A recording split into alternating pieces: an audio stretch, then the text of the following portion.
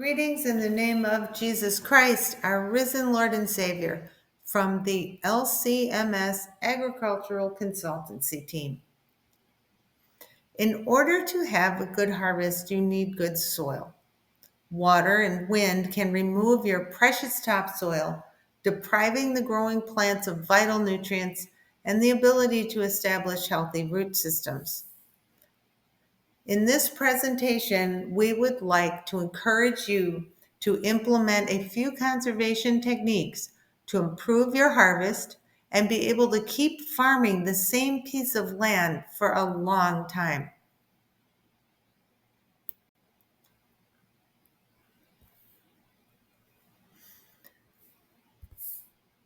In our previous presentation, we discussed green manure cover crops.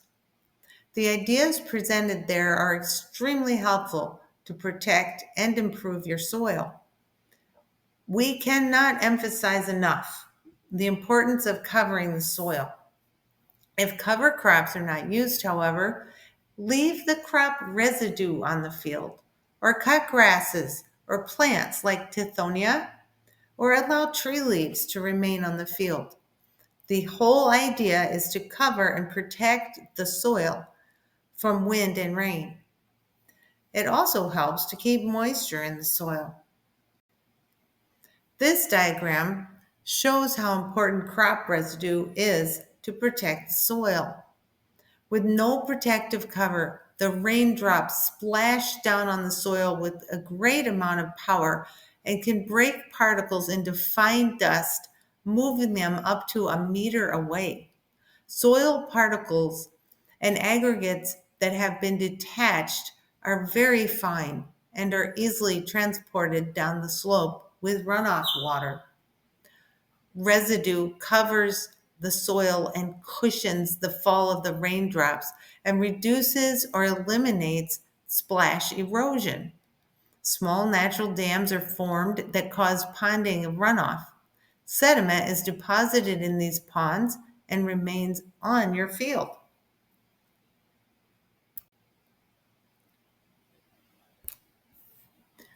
Burning crop residue and weeds removes all the organic matter, the nutrients, and the cover for the field. It is one of the most destructive things you can do to your soil. It is then exposed and washed away. None of the organic matter, nutrients are available to the plants. The soil becomes hard and cannot absorb water. Planting becomes very difficult. If the practice of burning continues, the soil will not be usable for a long time and will eventually become barren land, which forms gullies and washes away. An additional way to prevent erosion is to construct terraces. Doing so shortens the slope, makes the slope less steep, and slows the water. The whole idea is to slow the water, spread it out, and sink it back into the soil where the plants can use it. You need to start at the top of the slope and work downward. Useful trees can be planted at the top. They not only slow water, but would provide food, such as nuts and fruit. Small ditches can also be dug behind each terrace to store water. The borders between each terrace can be grasses that can be used for fodder or trees, in addition to rocks.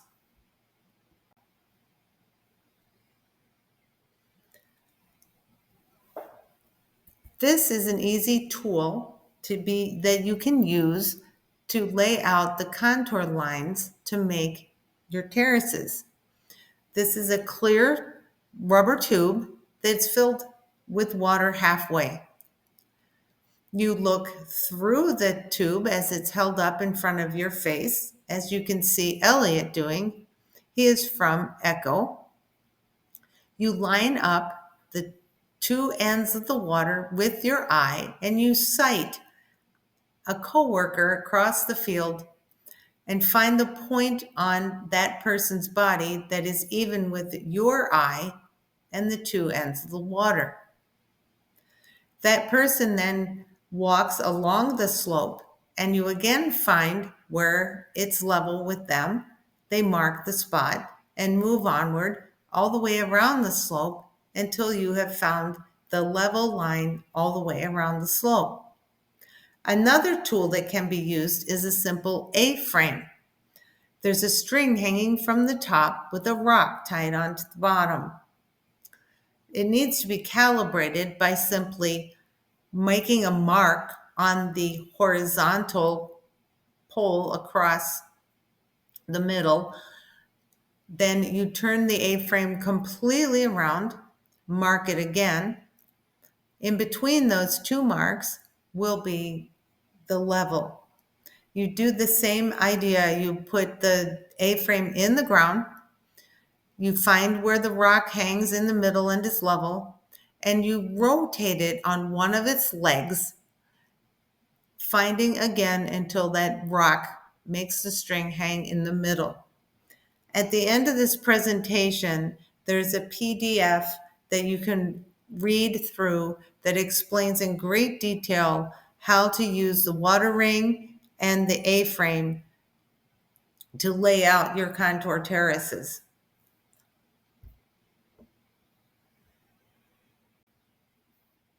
Dwarf Napier grass works very well to make the contour barrier. It's shorter than normal Napier grass, it's not fuzzy, and animals find it palatable. It's not as invasive and provides an immense amount of fodder. Roland Bunch refers to a hedgerow using dwarf Napier grass that caught 1.7 vertical meters of soil in 6 or 7 years. You can save literally tons of topsoil that would otherwise be lost. Pigeon peas can also be used as contour borders. They establish very quickly and you can use them for food.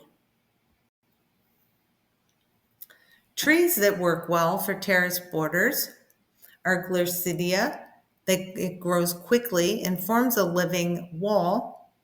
It also returns nitrogen to the soil.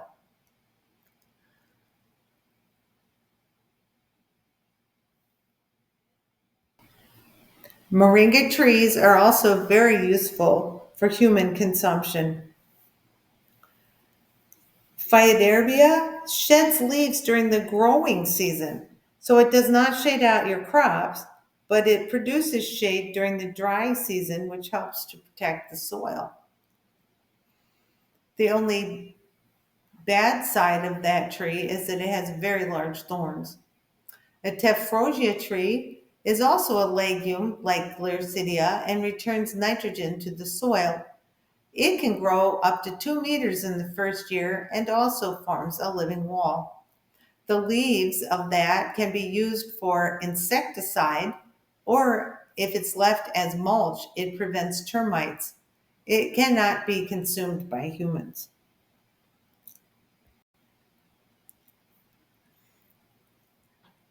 These are pictures of the Zai pit system. All these are not really an erosion prevention technique, but they do help to maintain fertility and increase plant growth if it's a dry area or a dry season. You dig the pits typically 10 to 20 centimeters deep, 20 to 30 centimeters wide, and 60 to 80 centimeters apart. In each little hole, you add organic matter such as manure and plant your seeds. The pits then retain water and act as a small well for each plant. This is a picture of a crescent or half moon catchment. You lay these on the side of a hill that is not as steep, maybe 3% slope, and the open end faces downhill. Water hits the rocks and spreads out, and then it hits the next one downhill, and so forth. The plants are planted inside the crescent. So these are really good for garden crops.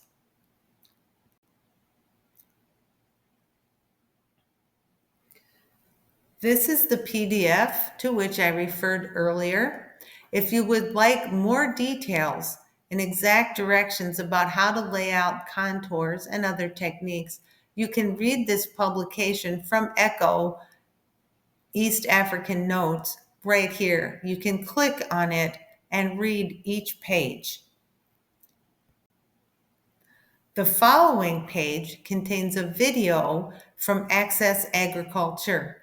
It explains how to construct contour bunds, which are small ditches behind the terrace which can store water for you.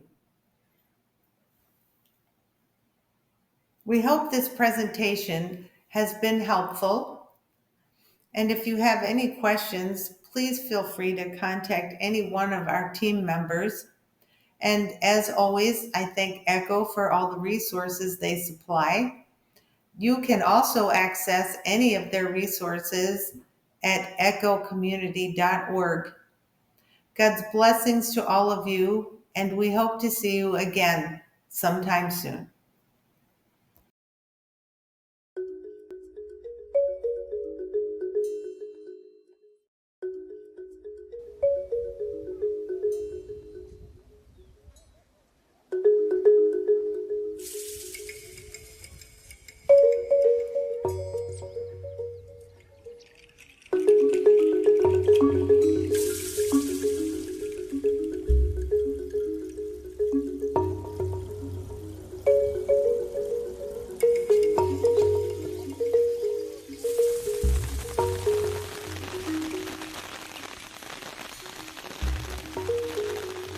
Water is key to agriculture, but while rainfall is the most important free source of water, farmers use only a small part of it.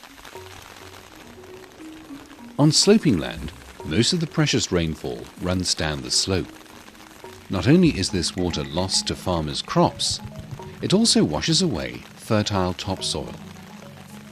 At the start of the rainy season, the first rains hit the soil with great force, and while the runoff water carries fine soil particles, it also seals the soil surface.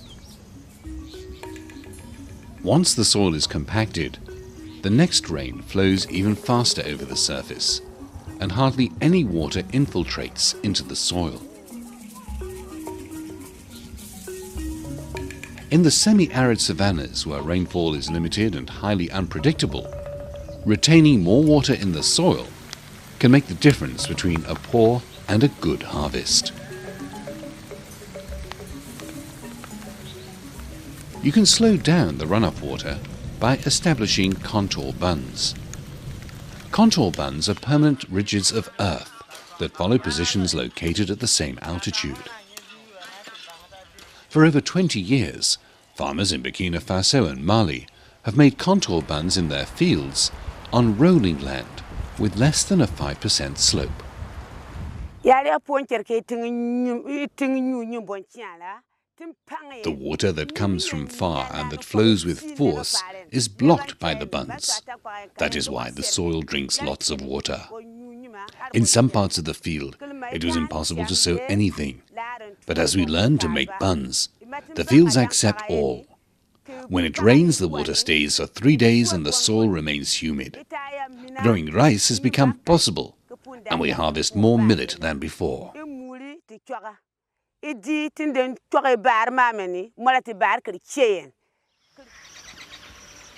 As contour bunds improve water infiltration in the soil, you can sow your crop immediately after the first rains. Seeds will germinate well, and seedlings will suffer less from periods of drought. Before, the soils dried up quickly within a few days following a rain, but now with the installation of the bunds, you'll see that the soil is much more humid and soft. A small rain is enough, which means that we can sow earlier.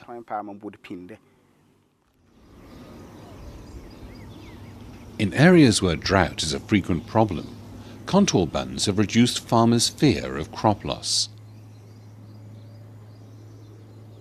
Contour bunds have also given farmers confidence that whatever they invest in their soil will benefit their crops.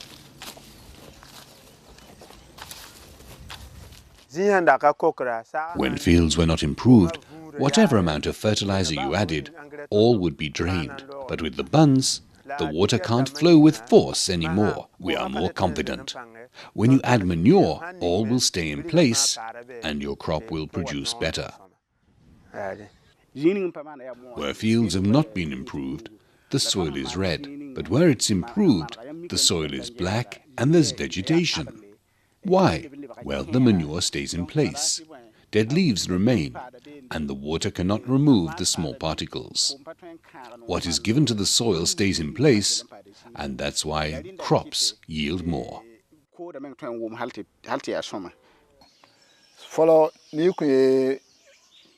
Before, if you cultivated a hectare of maize or millet, you would get about 2 tons. But if you install contour bunds, you can get 3 or 4 tons when there is manure in the field.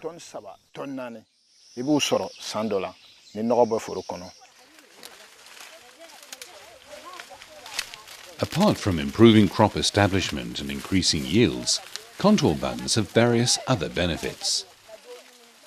By growing improved short-duration varieties, some farmers grow a second crop by making use of the remaining soil moisture.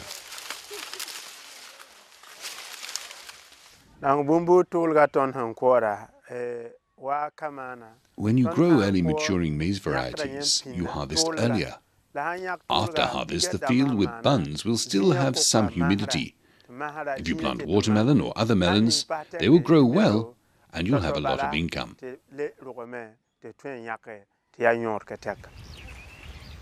Knowing their benefits, let's see how easy it is to establish contour bunds. There are different ways to identify points that are on the same altitude level. Service providers use specialized tools to set out contour lines quickly at a low cost.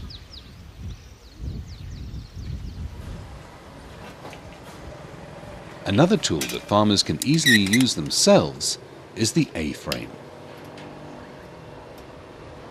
The A-frame consists of 2 bars that have exactly the same length, about 2 meters long. A third bar is fixed across the others exactly at the same distance from the bottom to form an A-shaped frame.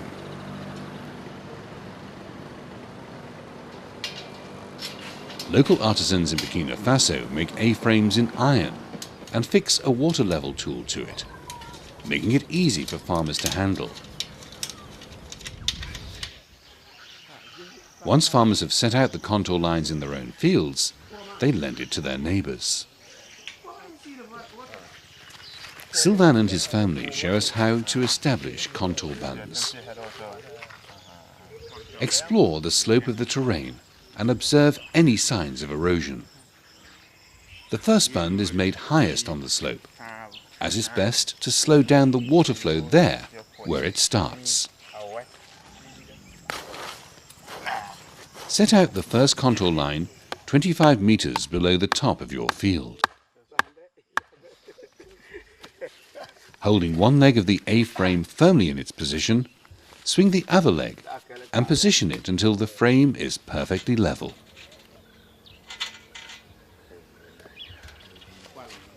Hammer in a peg. Now swing the other leg of the A-frame and repeat the process to peg the first contour line.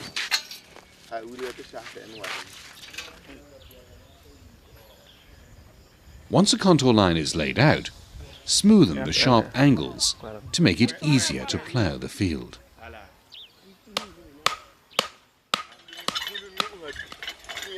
Plough the land by following the pegs along the contour line.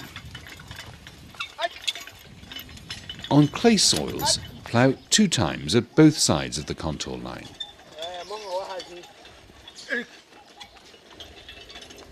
Throw the soil of the outer lines on top of the first lines.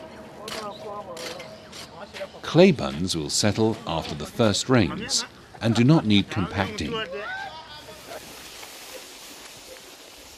On sandy soils, plough at least 3 rounds along the contour line, as sandy buns need more soil to make them sufficiently strong. Sandy buns are compacted so that the first rains do not easily break them. Contour buns should have a base of at least 60 centimeters wide and a height of 25 centimeters. The buns should cross your field from one end to the other and can be up to a few hundred meters long. So how many buns do you need to make in your field? On steeper slopes, the buns need to be closer together because water flows faster the steeper the slope is. On gentle slopes, establish your buns every 50 meters. As water also flows over the surface in between 2 buns, sow your crop on ridges parallel to the contour buns. Each ridge will act as a small barrier, and water will more easily infiltrate in your soil. Leave the furrows open at both edges of the field so that any excess water can drain. Once established, buns need some maintenance during the first 2 years. Close small holes with soil as quickly as possible before rains will cause more damage.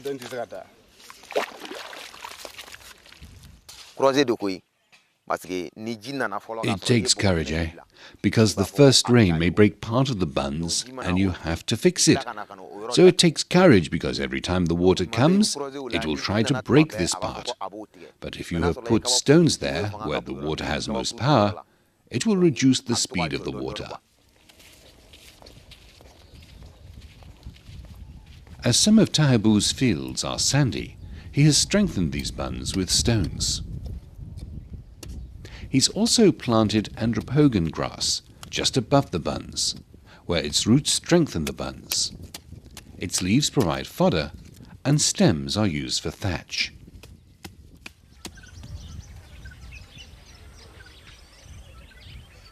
Let any weeds or shrubs grow on the buns, as their roots will strengthen the buns. Your efforts will be greatly rewarded, both in the short run through better yields, but also in the long run.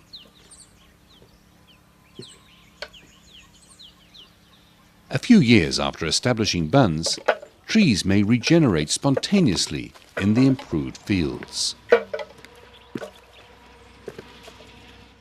You know, we women like trees and their fruits. We get a lot of benefits from the shea butter and the nere trees. Even if you plant a mango tree in the field with buns, it will grow well.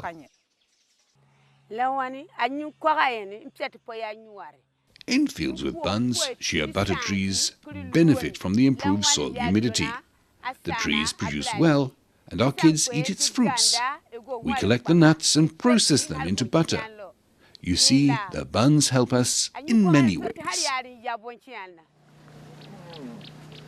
During the dry season, the improved vegetation attracts herders with their cattle that in turn fertilize your field.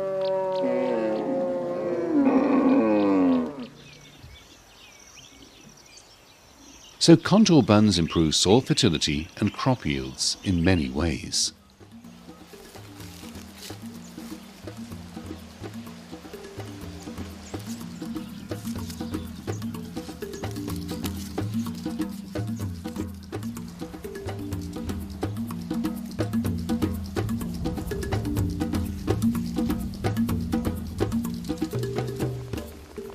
So, what have we learnt? Most rainwater flows over the soil surface and is lost to the crops. On gently sloping land, earthen buns that follow the contours slow down the speed of runoff water and improve the infiltration of water. The higher soil moisture allows for early sowing and helps young plants to survive periods of drought. By reducing runoff, manure is not washed away and benefits your crops. Therefore, contour bunds can double your yield. Contour bunds also favor the growth of trees that further boost the nutrition and income of the entire family.